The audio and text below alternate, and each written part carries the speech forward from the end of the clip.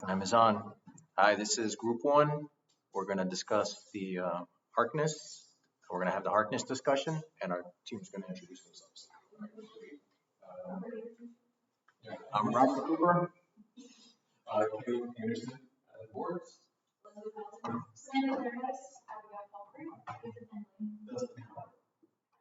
Okay, sweet. So I think the best way to get started is kind of go through our founding core values that we have and kind of think about, what did Lincoln do? Of course, as the president, but before he was the president, he was a self-taught lawyer that he is. So something that I really think stands out is, his integrity. When he says to never stir up litigation, he kind of throws in an insult after saying the worst man can scarcely be found than the one who does this. He's kind of throwing shade at other lawyers that seem to be, for lack of a better term, ambulance chasers who are just saying, I'm going to file suit just because I want to file suit, just to prove a point rather than doing the right thing and, encouraging justice to be done. And he's really just seeking balance. And this was a guy who was a self-taught lawyer, didn't go into all those, higher class circles and law schools at the time. But this is just, as humble as a person could be when it comes to working in the law field. And I like how he said, morals ought to be infused, because a lawyer without morals really isn't an idea. So, what would you say? What kind of lawyer was he? He says it himself. He's not an accomplished lawyer. But I would say that the kind of lawyer that he is one that kind of understood the underlying stuff that's below the surface as far as being someone doing the right thing while not necessarily getting the recognition that he deserves and not availing himself to all the other stuff like filing like frivolous lawsuits and things like that. So maybe he wasn't career-wise successful, but maybe he held himself to a high standard of integrity. Yeah, and I think he's one of the best examples that we have of that, because ultimately he did do a long time to be a senator and become president, but he couldn't have done that by being a jackass, essentially. So I think we've addressed in terms of LMU values, the integrity portion, right? Unless somebody else has added that. Well, I'm sorry. No. I did want to add on to your point about how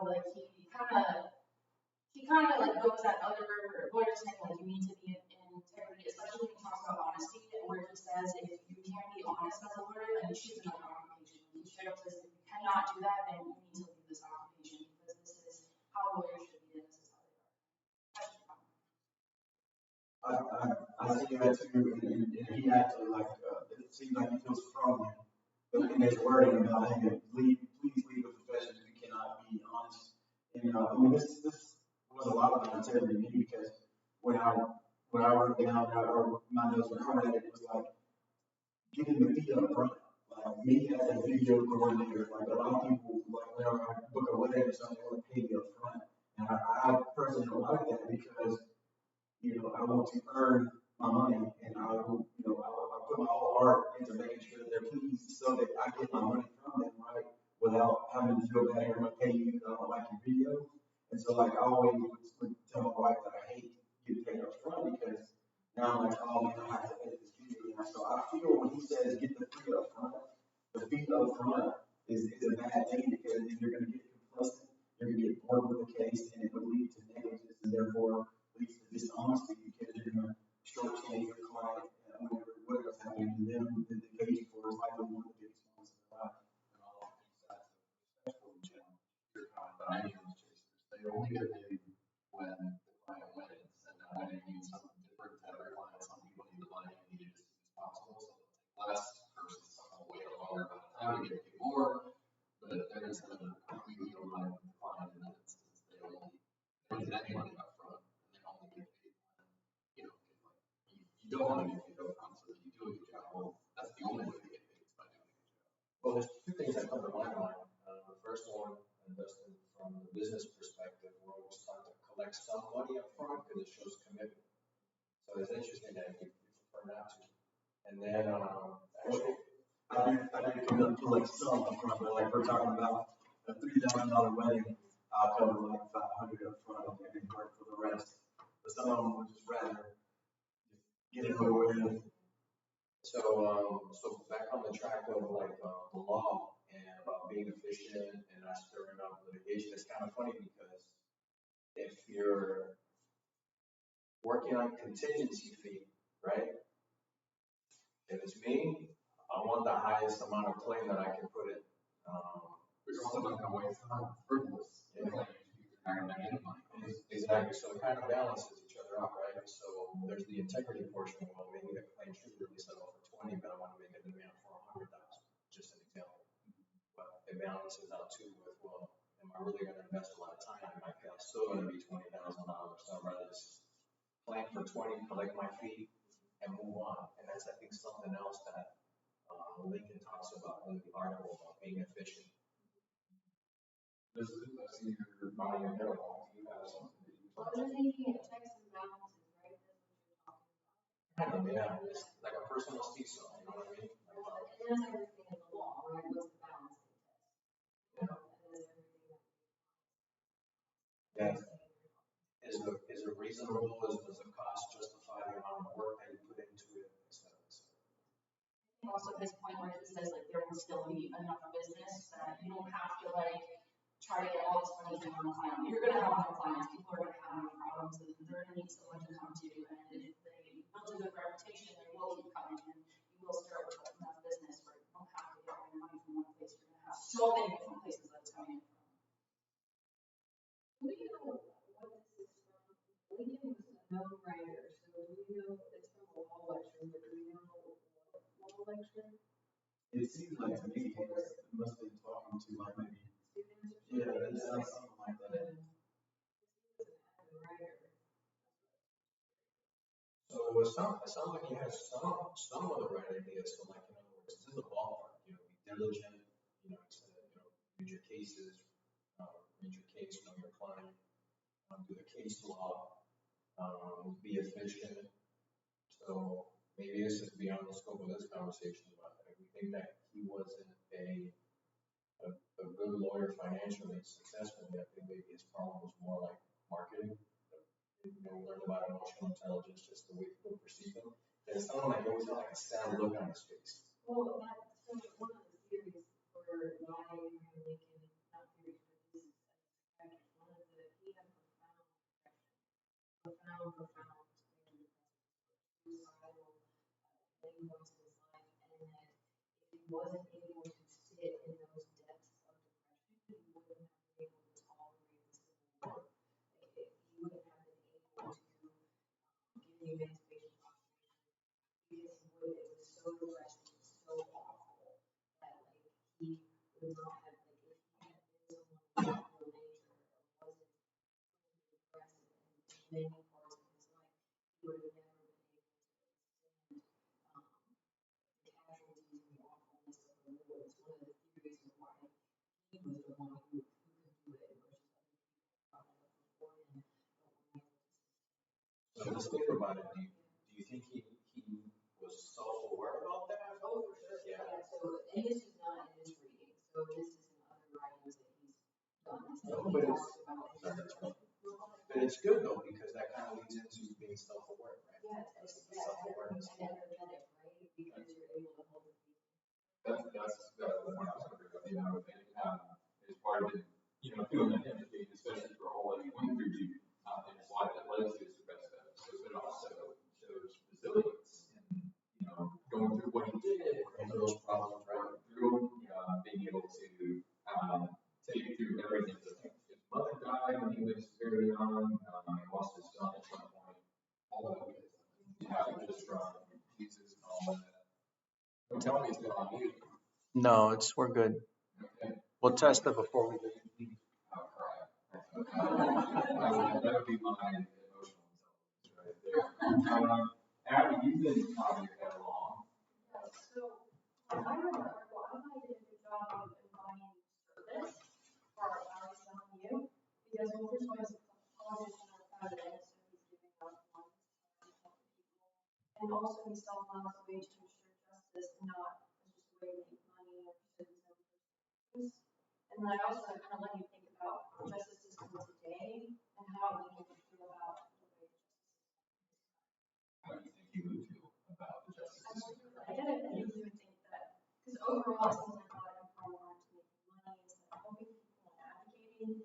So I think you would be disappointed in it, but I wanted to hear everyone's thoughts. I actually had a question about that. Do you think Lincoln's millions would help attorneys who are trying to succeed in a more competitive legal field?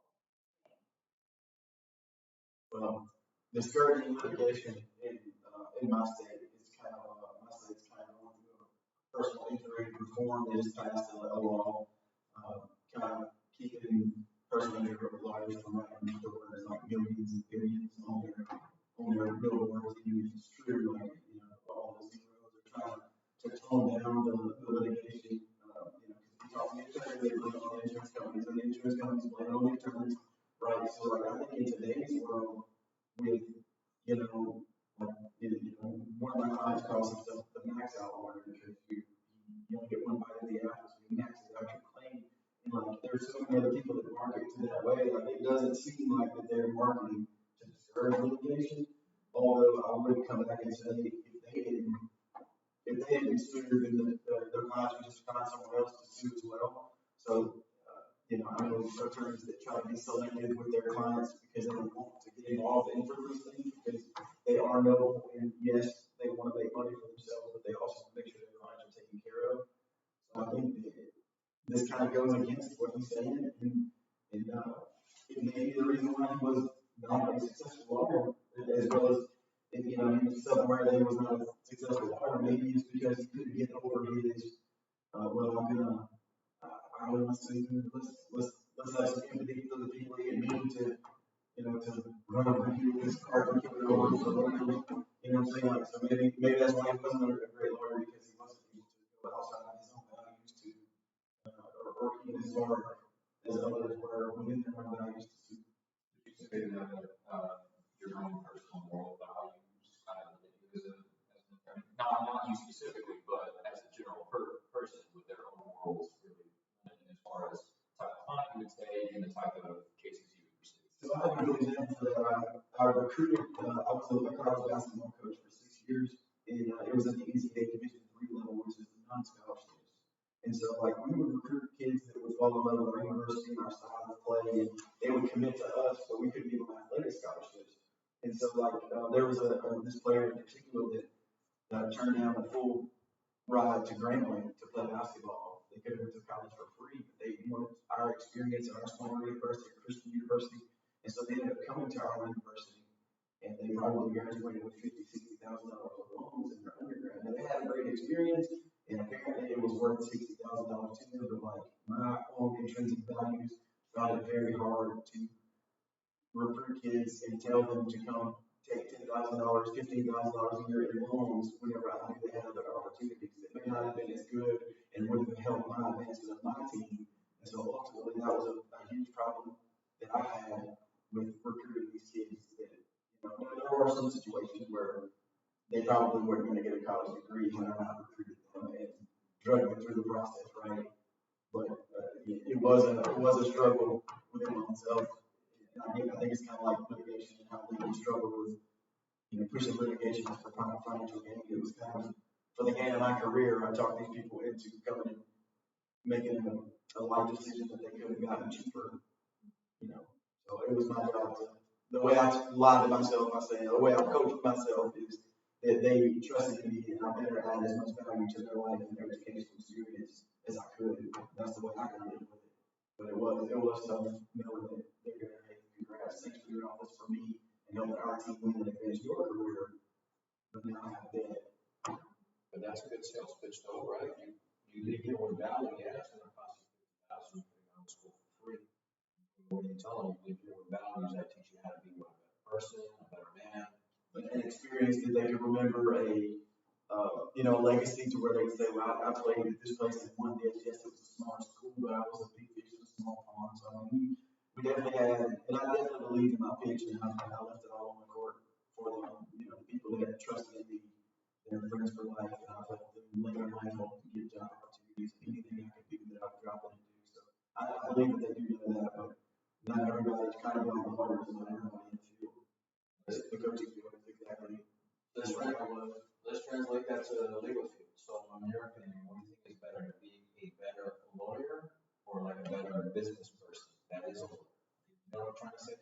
Well, from my standpoint, I really, as far as me getting into law, I want to be a lawyer that is a better person and that doesn't really deal with. I want to get into law and be lucrative and have, comfort for my family and all those things 100%. But I don't want to deal with the business side of it for that reason, among other reasons. So I would rather, I want to do the noble work and let someone else make decisions.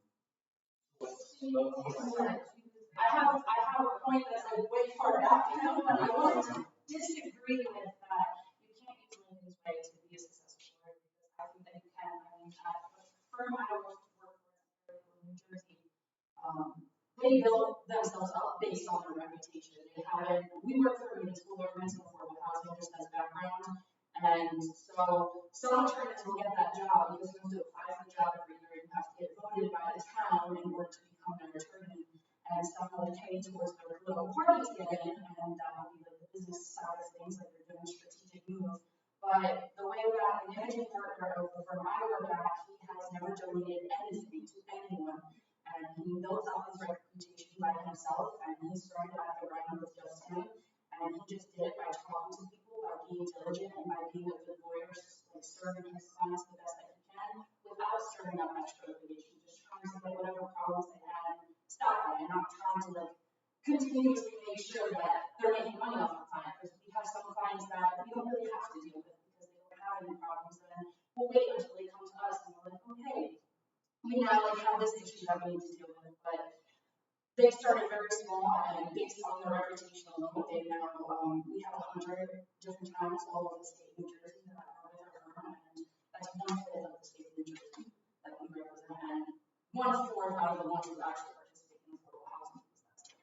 So I do understand your point. So we just did subtraction almost because the reputation preceded themselves and they let the work speak for themselves. It actually ended up being more successful rather than a bunch of quick shasty, let's hurry up and litigate, take quick sales type deals.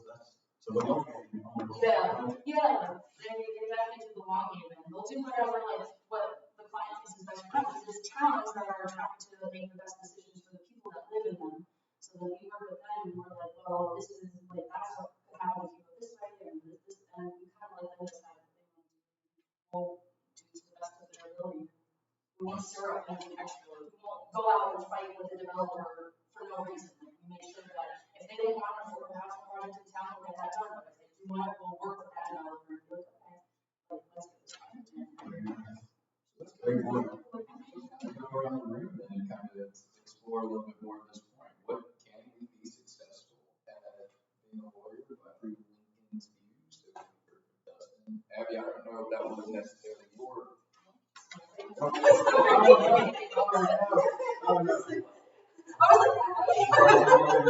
To be fair, I don't know you guys are like. no, it's So, to kind of explore that part about, can we be successful today? Because we really want to try and apply, his things, and I guess I think it goes down to what you think from a moral standpoint or from a business standpoint. So let's kind of go around and see what everybody has to say about that. I'm gonna go first. Sure, I'll lead it off. Actually, I think it goes to the points we kind of learned today regarding emotional intelligence. And that goes to, for example, can you communicate professionally and with empathy? Can you work well with others? And you have awareness of what's going on around you? So I think really, besides drawing up the business, settling your cases, making money, to be successful, you really have to connect with people, and you have to do it using those 3 things I mentioned. Which kind of goes back to having the emotional intelligence factor, which is really nothing more than like situational awareness in other people and in the moment. I think you certainly can be successful successful without having the empathy or, you know, any of those other qualities? Is it likely? No. That's just a psychopath. Yeah, it's just like, so eventually it will catch up to you. Like, you know, you may win any individual case or maybe a larger settlement, but at some point the rubber hits the road and, you know, the relationships, the bridges you burn, are going to catch up with you.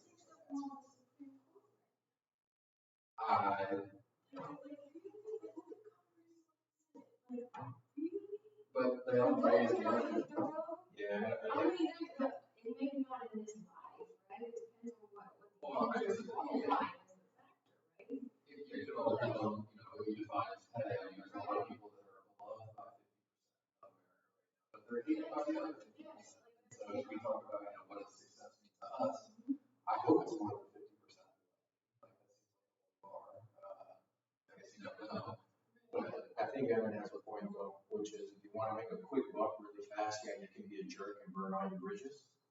But I think. Yeah, but my counter to that, I don't know if that's actually what it says. I think it's a, well, I think it's all relative. That's what I'm saying. That's what I'm saying. It's always correct. The question is, what's your goal? Is your goal to make a quick buck and not practice law long term? Then yeah, you're successful. But I think what happens is eventually you run up against the same people over and over again and you burn bridges. Good luck. Well, that's what I'm saying is like, does that really happen, right? Because like right now there's a bill sitting on the Senate floor to cut Medicaid for 16 million people in the United States and give you know tax breaks to people who make over $30 million. Are those people successful that are out there? I mean, qualitatively, the way that the capitalism is certainly there's senators and all these other things. We're looking at values, like they define value in that, they like that's what I'm saying, that it is based on the definition by which each individual holds. So you're saying that it's all up to the individual? Well, I think as an individual, that the question would be yes, like for that person, they would qualify themselves. Would I qualify them as being successful? No. Well, Lincoln doesn't qualify as being successful Correct. because he says a worse man Yeah. Can scarcely be found than one who does this, which is their litigation. Who can be more than merely a figure who habitually overhauls? Like it seems like his language is like he is pounding fists. You know, you're a fiend and get out of our profession if you are someone that says, all right, you know what? I don't have to be empathetic. I don't have to be integrity. I'm aware. I'm still aware that I don't possess these. I'm trying to get this money. And even if he does have a lifetime of success, of you know, a lot of money, fast cars, you know, like you're saying that eventually it's going to catch up. What I'm saying is it doesn't. Yeah, and What I'm saying is it's it's not going to answer that question, that it's not going to turn on that, right? The dynamic of the discussion is that turning, right? And it's no. If that's their definition of success, then There's plenty of people right.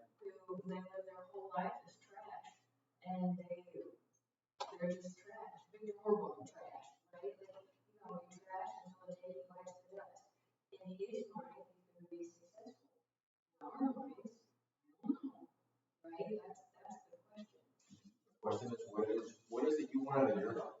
Well, that's the question, right? The question relies on the individual less than the value or even the interpretation of the value, right? Exactly. Because if I ask you what service means, go around the room, everybody define how they define service. Excellent.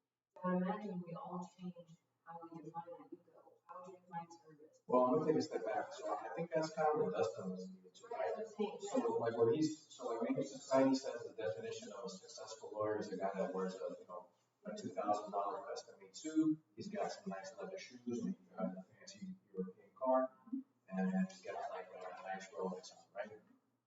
Maybe it means like, listen, I don't care about all this stuff. The definition of success for me is I put food on my table. I give my daughter the gift of debt-free education, and I make sure she gets a career goal. And I'm okay with that. That's not value-based particularly, right? So that the distinction is whether or not that's value for you, or if it's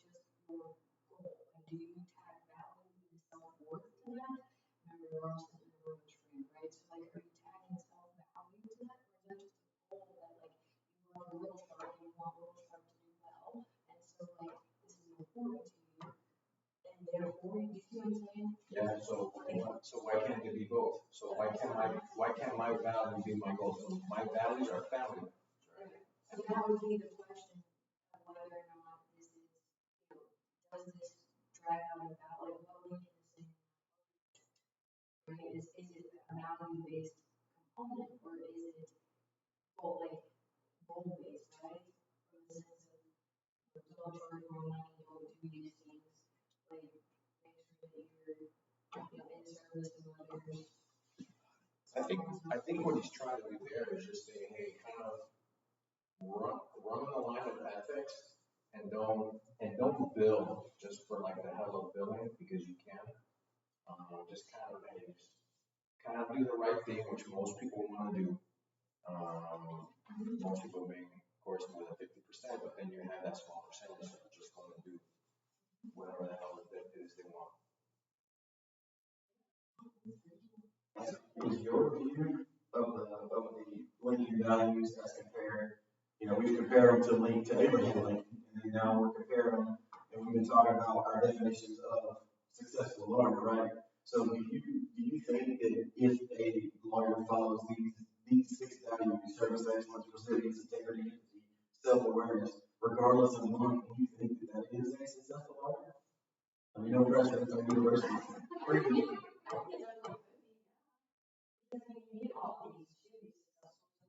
Do you think there's anything missing, or any of these that are less important than the others, or more important than the others?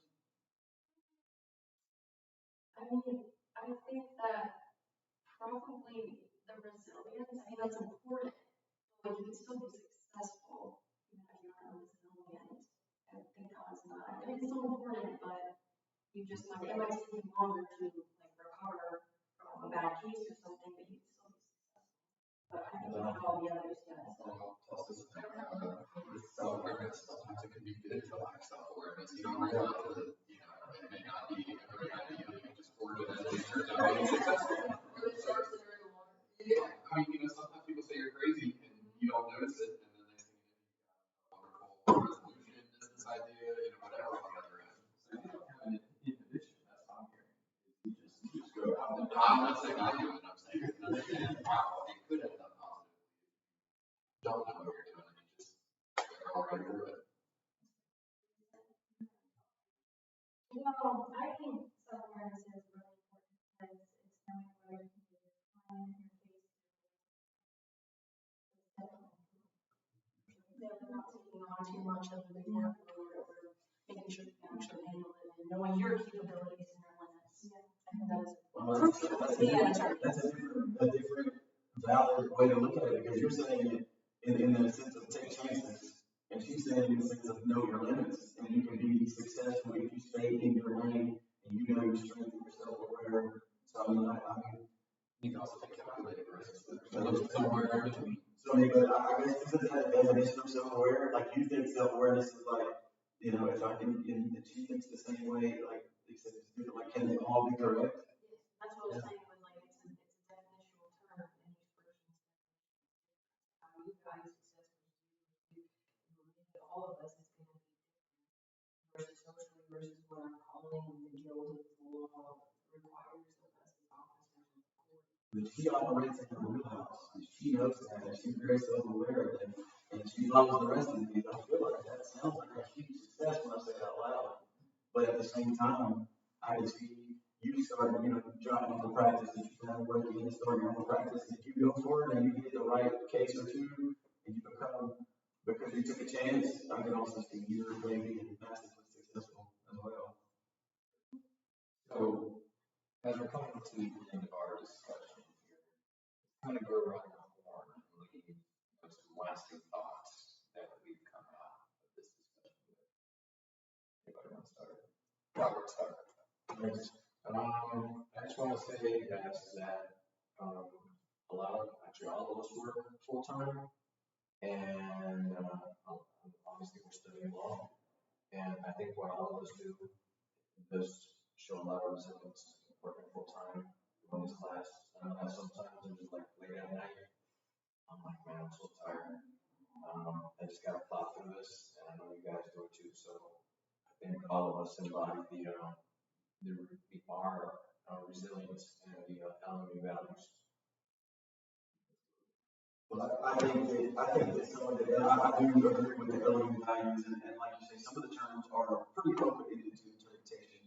Like, your definition of service, your definition of excellence. But I think that the main thing I take away from these values that some of these are very controllable. Some of these are very, like integrity within this profession is very important. And I know for one, if I become a lawyer, then I definitely want to make the law profession look good.